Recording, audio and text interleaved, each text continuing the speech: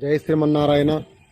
తూర్పుగోదావరి జిల్లా గోకవరం మండలం తిరుమలాయపాలెం గ్రామంలో స్వయంభూ క్షేత్రమైన సింహవల్లి రాజ్యలక్ష్మి స్వరూపంగా తిరుమలాచలంపై వెలిసిన శ్రీ వరహా లక్ష్మీ నరసింహస్వామి వారి యొక్క దివ్యక్షేత్రం నందు స్వామివారికి విశిష్టమైన స్వామివారి తీర్థమహోత్సవ కార్యక్రమములు 7వ తారీఖున మొదలవి 7/5 నెల 2024 సంవత్సరం 7వ తారీఖు నుంచి మొదలవి 11వ తారీఖు శనివారంతో 5 రోజులు కూడా చక్కటి దీపాలంకరణతో స్వామివారి యొక్క మహోత్సవ కార్యక్రమాలు అతి వైభవంగా జరగబడుతున్నవి. కావున ప్రతి ఒక్కరు కూడా స్వామివారి యొక్క తీర్థ మహోత్సవంలోకి విచ్చేసి తీర్థ ప్రసాదములు స్వీకరించవలసిందిగా కోరుతున్నాము. అలాగే మొదటి రోజున స్వామివారికి విశిష్టమైన గ్రామోత్సవ కార్యక్రమం, గ్రామం అంతా స్వామివారి ఊరేంపుగా తిరగడం జరుగుతూ ఉంది. అలాగే 2వ రోజున ప్రత్యేకమైన ఒక కార్యక్రమాన్ని ఏర్పాటు చేయడం జరుగుతూ ఉంది. అలాగే తీర్థం యొక్క మహోత్సవంలో 3వ రోజున స్వామివారి యొక్క సన్నిధానం నందు ధ్వజద్వారణ కార్యక్రమం, అలాగే సాయంత్రం స్వామివారికి విశిష్టంగా స్వామివారి కళ్యాణాన్ని ఏర్పాటు చేయడం జరుగుతూ ఉంది. అలాగే 10వ తారీఖు రోజున అక్షయ తృతీయ రోజున స్వామివారికి నిజరూప దర్శనం ఉంటుంది. నిజరూప దర్శనంలో స్వామివారి చందనం లేకుండా మనకు దర్శనమిస్తారు. కాబట్టి స్వామివారికి నిజరూప దర్శనంలో ఎవరు దర్శించుకుంటే వాళ్ళకి సకల ఐశ్వర్యాలు కలుగుతాయి. కాబట్టి ప్రతి ఒక్కరు కూడా స్వామివారికి నిజరూప దర్శనానికి విచ్చేయండి. స్వామివారికి ఉదయాన్నే చక్కటి ద్రవ్యాలతో స్వామివారికి అభిషేక కార్యక్రమం, అనంతరం స్వామివారికి నిజరూప దర్శనం, తదనంతరం స్వామివారి ఉదయం 6 గంటల నుంచి సాయంత్రం 6 గంటల వరకు మాత్రమే నిజరూప దర్శనంలో ఉంటారు. తర్వాత సాయంత్రం 108 కలశాలతో తిరుమలాయపాలెం గ్రామంలో ఉన్న చుట్టుపక్కల గ్రామంలో ఉన్న అమ్మాయిలతో చక్కటి చిన్నపిల్లలతో స్వామివారికి ప్రత్యేకమైన అభిషేక కార్యక్రమం 108 కలశాలతో గ్రామోత్సవంగా అభిషేక కార్యక్రమాన్ని ఏర్పాటు చేయడం జరుగుతూ ఉంది. తర్వాత స్వామివారికి యథావిధంగా చందనలోకి రావడం జరుగుతుంది. కాబట్టి అలాగే చివరి రోజైన 5వ రోజైన శనివారం రోజున స్వామివారి యొక్క పుష్పయోగ కార్యక్రమం, చక్కగా సుదర్శన హోమ కార్యక్రమాల రోజంతా కూడా ప్రత్యేక కార్యక్రమాలతో స్వామివారిని ప్రత్యేక పూజలతో అలంకరించడం జరుగుతోంది. కావున ప్రతి ఒక్కరు కూడా స్వామివారిని దర్శించుకోండి. స్వామివారి యొక్క దివ్యనుగ్రహాన్ని ప్రతి ఒక్కరు కూడా పొందుతారని కోరుతున్నాం. అలాగే స్వామివారికి ఎంతో విశిష్టమైన చందనాన్ని స్వామివారికి ప్రతి ఒక్కరు కూడా సమర్పించాలి. స్వామివారికి 1 కేజీ చందనానికి వచ్చి 2,000 రూపాయలు మేము కమిటీ ద్వారా స్వీకరించడం జరుగుతూ ఉంది. కాబట్టి ప్రతి ఒక్కరు కూడా మీ స్వామివారికి ప్రతి ఒక్కరు కూడా చందనానికి సమర్పించండి. 1 కేజీ వచ్చి 500 రూపాయలు, 1 అర కేజీ వచ్చి 1000 రూపాయల చందనాన్ని మేము ఇక్కడ డబ్బుల రూపంలో తీసుకోవడం జరుగుతోంది. కాబట్టి ప్రతి ఒక్కరు కూడా చందనానికి సహాయం చేయండి. స్వామివారికి విశిష్టమైన శక్తిని అనుగ్రహాన్ని పొందుతానని కోరుతున్నాం. జై శ్రీమన్నారాయణ. ఈ వరహా లక్ష్మీ నరసింహ గుడికి అండి ఒడిశా, ఛత్తీస్గఢ్, తెలంగాణ రాష్ట్రాల నుంచి చాలామంది భక్తులు వస్తాం. ఈరోజు నిజరూప దర్శనానికి సుమారు 15,000 మంది పైన వస్తారండి.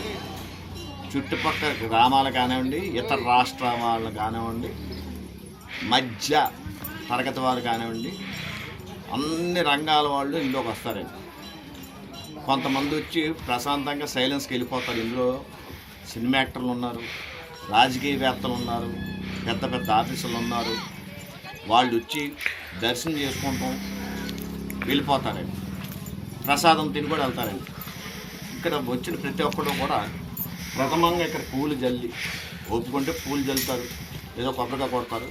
తిన్నంగా గుడికి వెళ్ళి దర్శనం చేసుకుని వాళ్ళు వస్తున్నారు తప్పండి.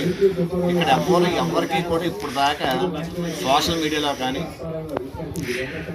వార్తల్లో కానీ ఎక్కడ రాని ఏకైక గుడి ఏదైనా ఉందంటే ప్రశాంతంగా ఉంటుంది. ఇక్కడికి వచ్చిన తర్వాత బై న్యాచురల్గా ప్రకృతి సహజంగా కొన్ని రుగ్మతలు అంటే కొన్ని రోగాలు అనవచ్చు, అవి కూడా తగ్గుతున్నాయి. ఎంచేతంటే ఇదంతా కూడా ఫారెస్ట్ అండి, అడవి ప్రాంతం అండి. ప్రకృతి సహజమైన వనమూలికలు ఉంటాం.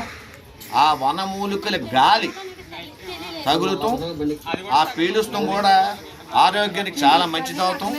దీనికి అన్నిటికంటే ముఖ్యంగా వరహా లక్ష్మీ నరసింహస్వామి గుడి సింహాచలం తర్వాత మళ్ళీ ఇక్కడ వెలుస్తాం. ప్రతి శనివారం కూడా భోజనాలు పెడతారండి. అన్న సంతర్పణ కాదండి, భోజనాలు అంటే 2 కూరలు, 1 పచ్చడి, 1 స్వీటు, 1 హాటు, 1 పెరుగు ఇలాగేసి భోజనాలు పెడతారండి. ఆ రోజున ఎంతమంది వచ్చినా కూడా పెడతారండి.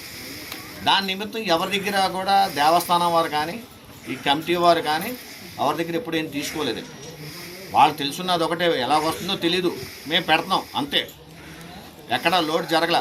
వారానికి 200 మంది వచ్చినా, 500 మంది వచ్చినా, 1000 మంది వచ్చినా మేము పెడుతున్నాం భోజనాలు అయ్యే ఆ భక్తులు వెళ్ళిపోయే చివరి భక్తుడి వరకు కూడా భోజనం పెడతానే ఉన్నాం మేము.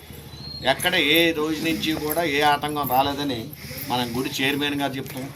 ముఖ్యంగా ఈ గుడికి యువకులు ఉన్నారు. యువకులు కమిటీ మెంబర్లు అవటం వల్ల వాళ్ళు ఎంత ఉత్సాహంగా ఎంత ఆనందంగా ఉందంటే, మనం ముందు సేవ చేద్దాం తర్వాత ఏదైనా అని చెప్పేసి వాలంటరీగా వచ్చి సేవ చేస్తాం కూడా చాలా ధన్యం అండి. ఎంతో పుణ్యం చేసుకుంటే కానీ సేవ చేసే యోగం రాదండి.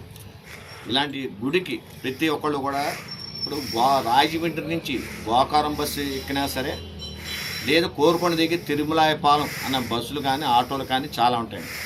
రాజమండ్రి ఎయిర్పోర్ట్కి ఇక్కడికి లెక్క వేసుకుంటే అండి 15 కిలోమీటర్లు వస్తాయండి. రాజమండ్రి నుంచి కిలోమీటర్ వేసుకుంటే 30 కిలోమీటర్లు వస్తాయండి. ముఖ్యంగా 30 కిలోమీటర్లు 20 కిలోమీటర్లు కాదండి, ఎక్కడ ఛత్తీస్గఢ్, ఎక్కడ ఒడిశా జైపూర్, ఇవన్నీ తెలంగాణ హైదరాబాద్ భద్రాచలం కొత్తగూడెం ఈ ఊర్ల నుంచి కూడా వస్తాం భక్తులు. చాలా ఆనందదాయకంగా ఉంది.